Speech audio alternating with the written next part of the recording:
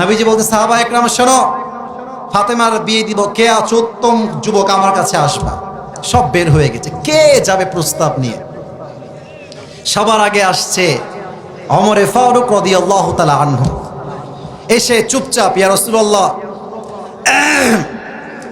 আমি তো আপনার মেয়েকে বিয়ে করতে চাই, আপনি কি আমাকে দিবেন? আচ্ছা, কথা কি বোঝা যায়? নবীজি দেখেন এইদিকে, আমার চেহারা না দেখলে আপনি ওয়াজের সারমর্ম বুঝবেন না, আপনি হাদিসের মর্মার্থ বুঝবেন না। এদিকে তাকান, লুক অ্যাট মাই ফেস। নবীজি এমনে মাথা নিচু করে আছে, মানে দিব না, চুপচাপ।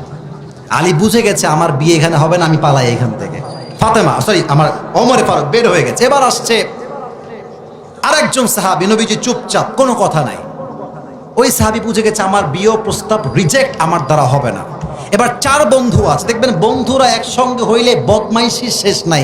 কিছু বন্ধু আছে সত্যি পাঁচ ওয়াক্ত নামাজ পড়ে, টুপি টুপি পড়ে, মেয়ে দেখবে না রাস্তাঘাটে, চুপচাপ এদিকে তাকায় আছে নিচের দিকে।